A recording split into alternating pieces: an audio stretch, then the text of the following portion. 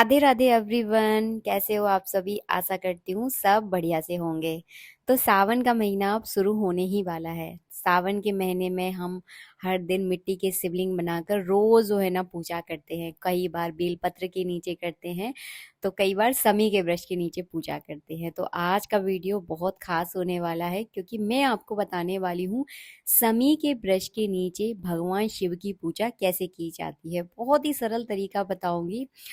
मतलब इस पूजा को करने में आपको ज्यादा टाइम नहीं लगेगा। तो मेरे घर के दरवाजे के दाहिनी ओर जो है ना समी का वृक्ष लगा हुआ है, जो कि 3-4 साल पुराना है। गाय इसे रोज खा जाती है, तो इतना जो है ना ये बढ़ नहीं पा रहा है। लेकिन अब मैं इसका बंदोबस्त कर दूंगी अच्छे से, ताकि एक गाय इसको ना खाए और ये बहुत अच्छे से फले फूले। तो हमें अपने घर के दरवाजे पर समी का वृक्ष जरूर लगाना चाहिए। सावन के महीने में आप लगा सकते हैं, अच्छा रहता है। और तो मैं तो लगा चुकी हूँ। अगर आपको लगाना है तो आप सावन के महीने में किसी भी अच्छे दिन को देखकर लगा लीजिए। मतलब ज्यादा सोचना नहीं चाहिए। समी का वृक्ष सच में बहुत अच्छा होता है। आप अपने घर के दरवाजे पर आप जरूर लगाएं। तो बस कैसे करना है आपको पूजा। ये पूजा आप चाहें तो सुबह के समय कर सकते हैं। सुबह ज्यादा टाइम नहीं है तो प्रदोष काल के समय यानी शाम के समय भी आप इस पूजा को कर सकते हैं। सावन के महीने में आप चाहें तो हर सोमवार के दिन भी इस तरह से पूजा कर सकते हैं।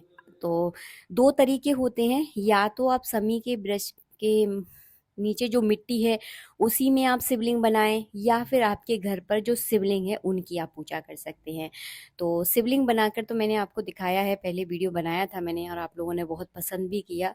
तो उस तरह भी पूजा कर सकते हैं। अगर आपके घर के मंदिर में पहले से शिवलिंग है तो उनको समी के वृक्ष के नीचे इस तरह से विराजमान करके भी जो है ना पूजा की जाती है। दोनों ही तरीके अपने आप में श्रेष्ठ हैं। आपको जो तरीका सही लगे, सूटेबल लगे, उस तरीके से आप पूजा कर सकते हैं। तो मैंने समी के वृक्ष के नीचे भगवान नर्मदेश्वर को विराजमान कर लिया है। नर्मदेश्वर शिवलिंग ही होते हैं, कुछ लोग शायद समझ ना पाए इसलिए मैं दोबारा से बता रही हूँ। और यहाँ पर मैंने घी का दीपक प्रज्वलित कर लिया है। तो चावलों के आसन के ऊपर हम घी का दीपक रख लेंगे। समय मैंने आपको बता दिया, सुबह के समय कर सकते हैं, आप चाहें तो दोष काल के समय कर सकते हैं। तो सबसे पहले हम ध्यान करेंगे, शिवलिंग का ध्यान करो कीजिएगा। उसके बाद गणेश जी का, माता पार्वती का, नंदी का और कार्तिकेय का आपको मन में ध्यान करना है। तो जब भी आप शिवलिंग की पूजा करें हमेशा पूरे शिव परिवार का मन में ध्यान कीजिएगा। उसके बाद जो है ना आपको इस तरह से गंगा जल चढ़ाना है। तो गंगा जल में जल मिला ले, तो पूरा लोटा जो है ना आपको भर लेना है। और इस तरह से जो है ना साथ ही साथ आपको समी की भी पूजा करनी है। अकेली शिवलिंग की पूजा नहीं होती, समी की भी साथ के साथ पूजा करनी है। इसके बाद जल चढ़ाने के बाद आपको कच्चा दूध चढ़ाना है। नमः शिवाय के मंत्र का मन में जप जरूर करें। ध्यान रखिए जब आप पूजा कर रहे हो तो भगवान का ही आपको मन में ध्यान रखना है। इधर उधर ध्यान थोड़ा ज्यादा नहीं दौड़ाना है। कई बार होता है जब हम पूजा करते हैं तो पता नहीं हमारा दिमाग कहाँ कहाँ दौड़ता है। अरे मैं किचन में खाना बनाना ही भूल गई, या फिर मैं कुछ काम करना ही भूल गई। ये सारी चीजों में हम लोग लेडीजों का बहुत ज्यादा दिमाग जाता है। इससे अच्छा है जब आप पूजा करें तो नमः शिवाय का मंत्र का जप जरूर करें, ताकि जो पूजा आप कर रहे हो उसी में जो है ना आपका ध्यान लगा रहे। तो यहाँ पर मैंने शुद्ध जल से भगवान को स्नान कराया है। इसके बाद जो है ना कलावा रूपी वस्त्र अर्पित करेंगे, इत्र लगाएंगे। और अगर हर सोमवार सोमवार की सोमवार अगर आप पूजा कर रहे हैं, कई लोग डेली नहीं कर पाते हैं, केवल सोमवार की सोमवार करते हैं पूजा, तो जो है ना आपको जनेऊ जरूर चढ़ाना है। डेली फिर जनेऊ चढ़ाने की जरूरत नहीं होती, हर सोमवार के दिन जनेऊ चढ़ाया जाता है, सावन के सोमवार जब पड़ते हैं तब। इसके बाद जो है ना हम इस तरह से जो है ना बड़ा सा जनेऊ कलावा रूपी वस्त्र जो है ना अर्पित कर देंगे। जो बड़ा कलावा रूपी वस्त्र आप अर्पित करते हो ना, जब पूजा के बाद उसे अपने हाथ में बांध सकते हो, अपने बच्चों के हाथ में बांध सकते हो।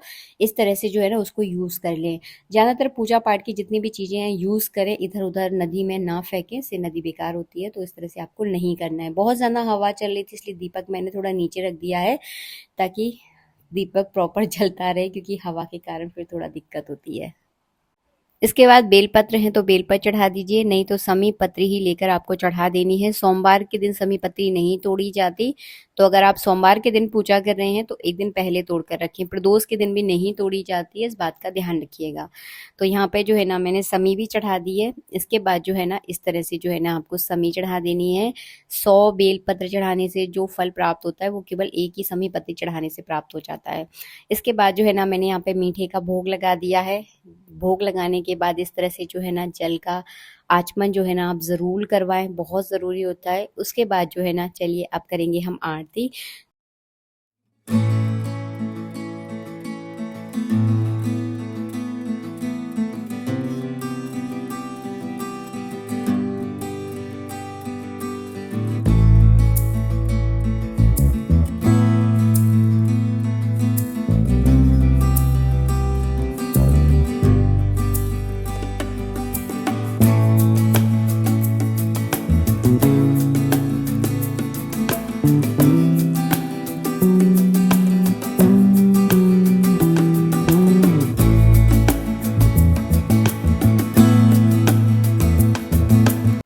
आरती करने के पश्चात इस तरह से जल का अर्घ ज़रूर दें और जल इस तरह से अपने ऊपर जो है ना आपको छिड़क लेना है। तो इस सरल विधि से आप रोज़ सावन के महीने में पूजा कर सकते हैं।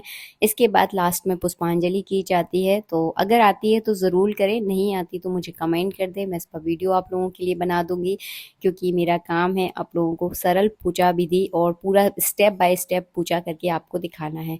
पूजा जैसे ही आपकी हो जाए उसके बाद जो है ना जो आपके भगवान शिवलिंग है इनको जो है ना अपने पुनः जगह पर जो है ना स्थापित कर दें। जैसे कि हम मंदिर में रखते हैं तो मैं यहाँ से ले जाकर जो है ना इनको मंदिर में ही विराजमान कर दूंगी। चौकी पर रखकर पूजा करें ताकि आपको उस चीज़ें ज़्यादा हटानी ना पड़े और पूजा करना आप लोगों के लिए बहुत सही और सरल तरीका रहे। तो यहाँ पे जो चौकी मैंने भगवान को विराजमान करके रखी हुई थी ना समय के ब्रश के नीचे, वही चौकी सही जो है ना मैं मंदिर में विराजमान करूंगी। राधे राधे, जय श्री राधे।